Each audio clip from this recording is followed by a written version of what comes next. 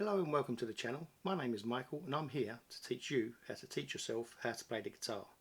In today's session we're going to be looking at the minor chords of the guitar. It's the same principle as the previous video. If you haven't watched that, go and have a look at it now and come back to this one where we discussed the 7 major chords. The 7 minor chords are very interesting. The minor chords are always considered to be sad or melancholic and moody, but let's have a go. So same as before, put your thumb in the middle of the back of the neck and make this shape. This is A minor.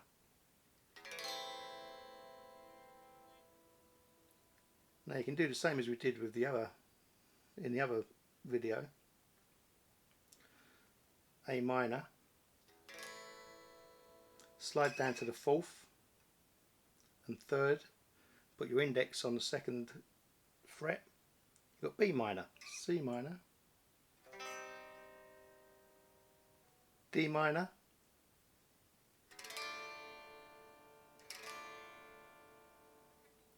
E minor,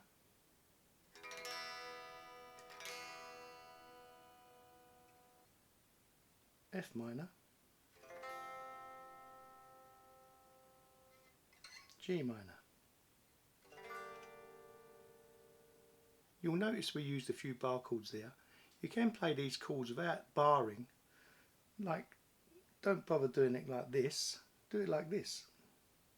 C minor,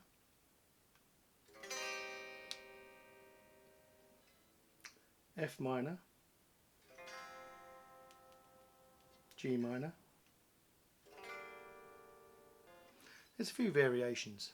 Those are your 7 minor chords. And with those 7 minor chords, combined with the 7 major chords that you learnt in the last video, you can literally play just about anything that's in the charts or popular music. You can play these chords for any kind of style of music as well. And what you'll find is if you play some major chords, like say you play a G, and then you'd play a D,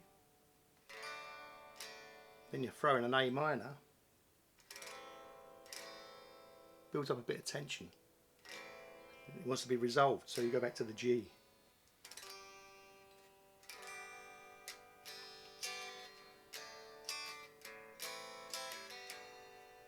Or back to the D.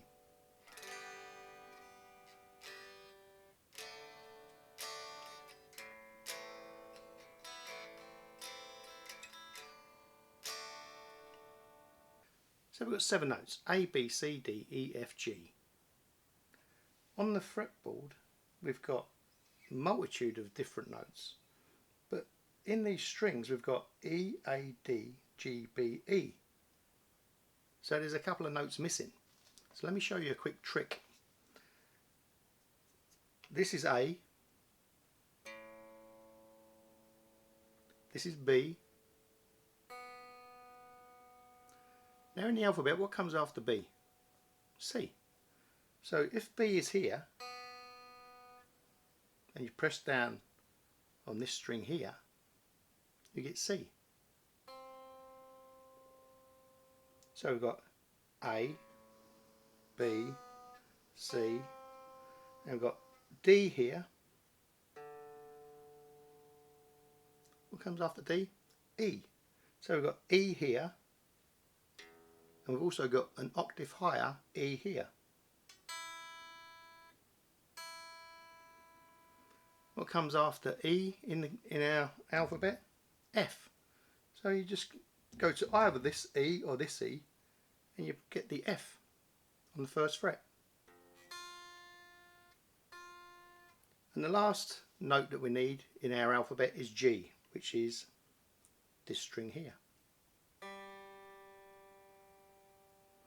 So you've got A, B, C, D, E, F, G.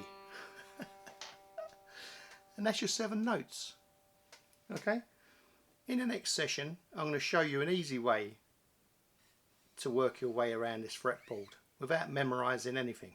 I'm going to show you an easy way that you can use the fretboard.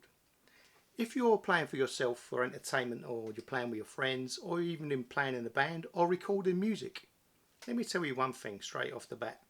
You don't need to know music theory. You don't need to memorize the fretboard.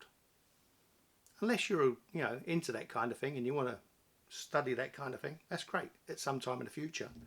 But if you're a beginner and you're just starting, the idea of memorizing this fretboard is terrifying. You don't need to memorize it. You don't need to understand where every note is. Because if you do what I showed you before with a do, re, mi, you can find your way around anyway.